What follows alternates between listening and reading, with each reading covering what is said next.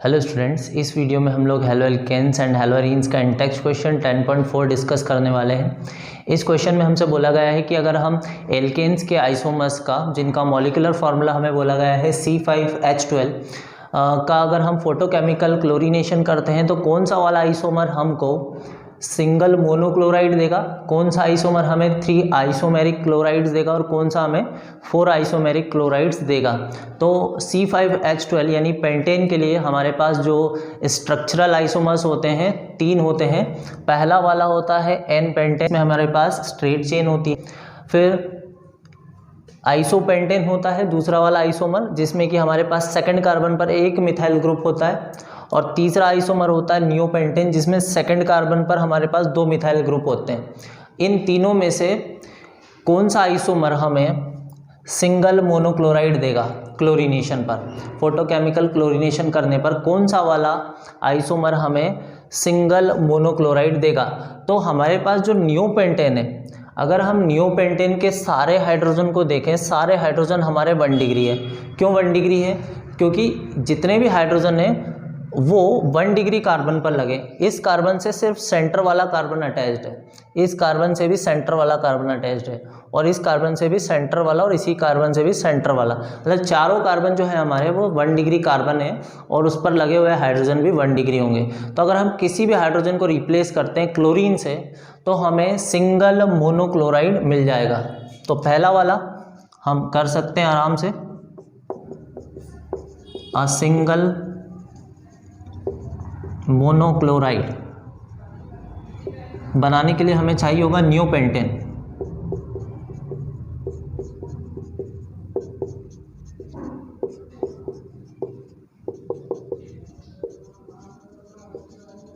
अगर हम नियोपेंटेन का क्लोरीनेशन करते हैं सनलाइट की प्रेजेंस में, तो अगर हम इस हाइड्रोजन को रिप्लेस करते हैं तो स्ट्रक्चर कुछ इस तरह का मिलेगा।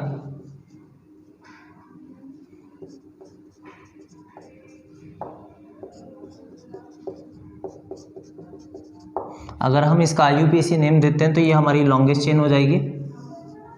ये फर्स्ट कार्बन, ये सेकंड और ये थर्ड। 1 पे क्लोरो है, 2 पे हमारे पास 2 मिथाइल ग्रुप है, तो ये हो जाएगा आपका 1 क्लोरो 2 मिथाइल 2 पे मिथाइल है। तो यहाँ पर 2 पर हम देखें ध्यान से तो 2 मिथाइल है, तो हमें लिखना होगा 2 डाई मिथाइल 2 डाई मिथाइल।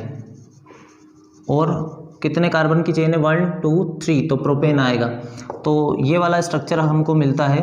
अगर हम इसका ये वाला हाइड्रोजन भी रिप्लेस करते हैं तो हमारे पास 1 क्लोरो 2 डाईमिथाइल प्रोपेन ही मिलेगा, मतलब हमें एक सिंगल मोनोक्लोराइड ही मिलेगा।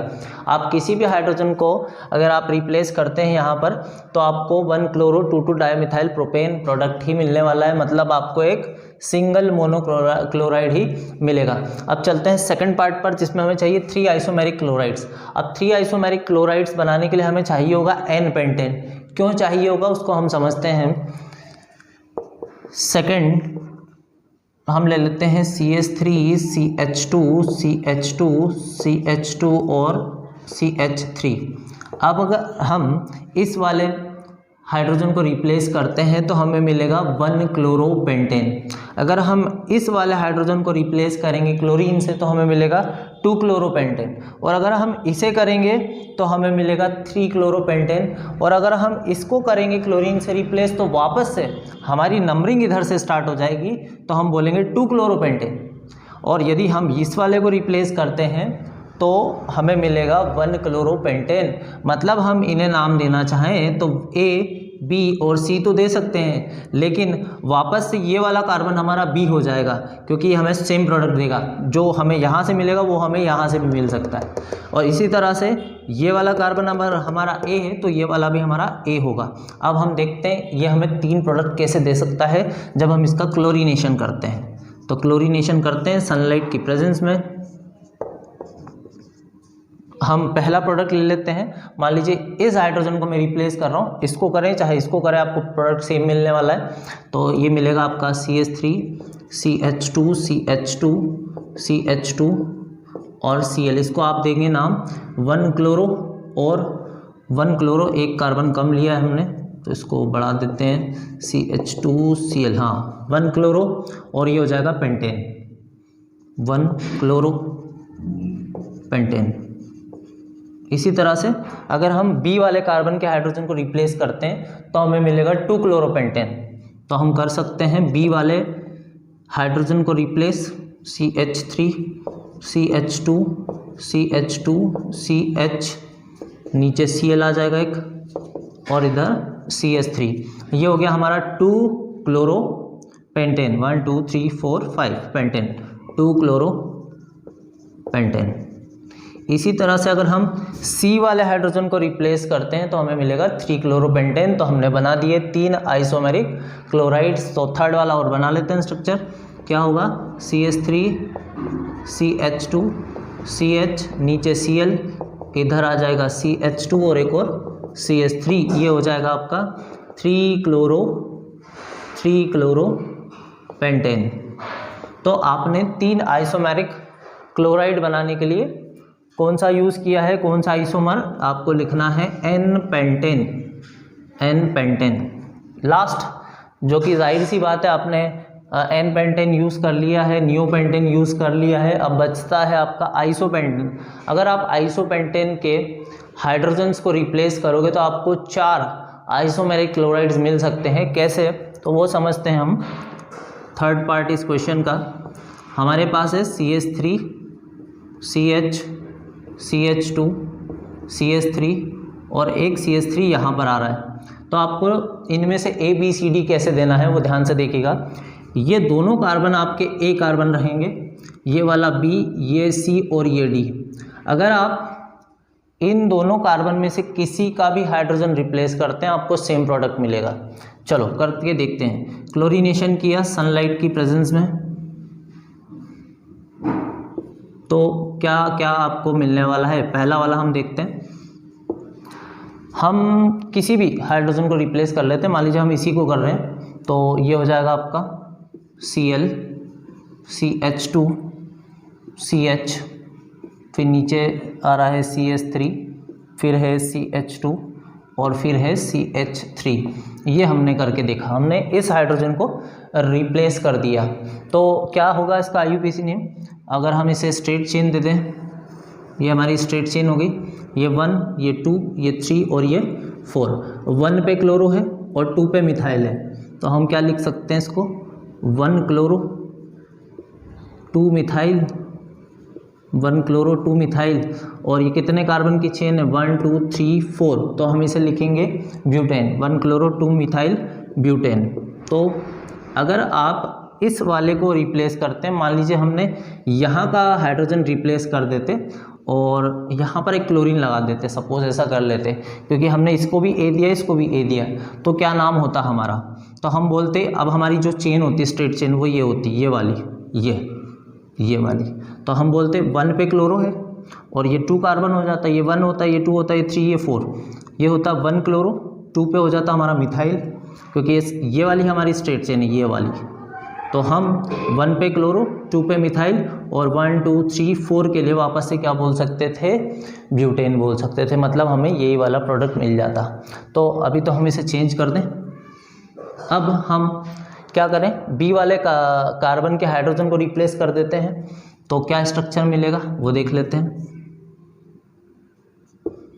मान लेते हैं ये दोनों एज इट इज़ है, यहाँ पर एक हाइड्रोजन को रिप्लेस कर दिया है हमने, तो यह हो जाएगा आपका CH3C और ऊपर चला जाएगा एक Cl, नीचे आ जाएगा CH3, इधर CH2 और यहाँ पर CH3। अब इसको क्या नाम दे सकते हैं, 2 क्लोरो 2 मिथाइल ब्यूटेन।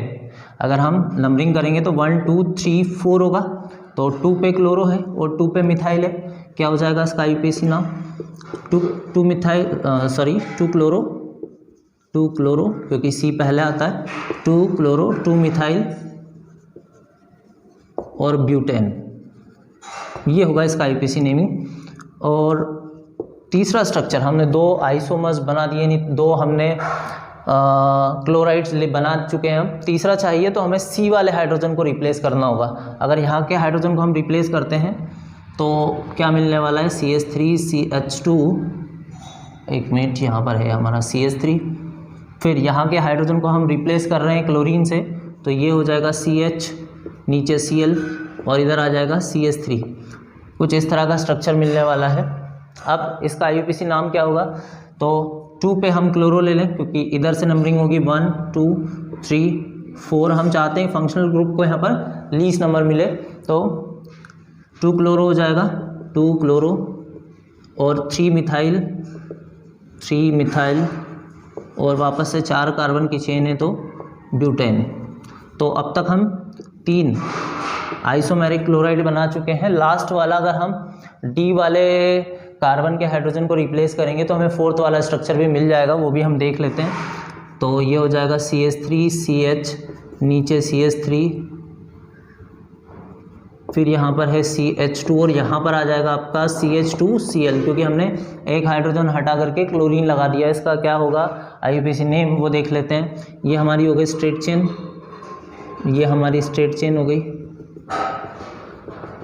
अब इसमें ये 1 2 3 4 ये हो चुका है, तो 1 पे क्लोरो है और 3 पे मिथाइल है। हम लिखेंगे इसका IUPAC नेम 1 क्लोरो 3 मिथाइल,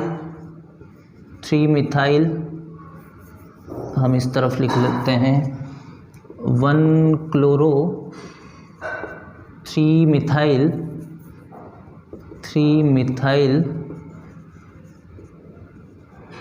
और कितने कार्बन की चेन है 1 2 3 4, तो ये हो जाएगा ब्यूटेन।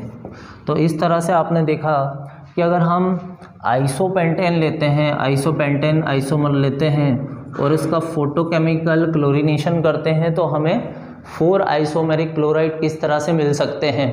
तो आई होप आपको पूरी तरह से पूरा क्वेश्चन क्लियर हो पाया होगा। अगर फिर भी इससे रिलेटेड कोई डाउट आपको रहता है तो आप कमेंट सेक्शन में मुझे बता सकते हैं।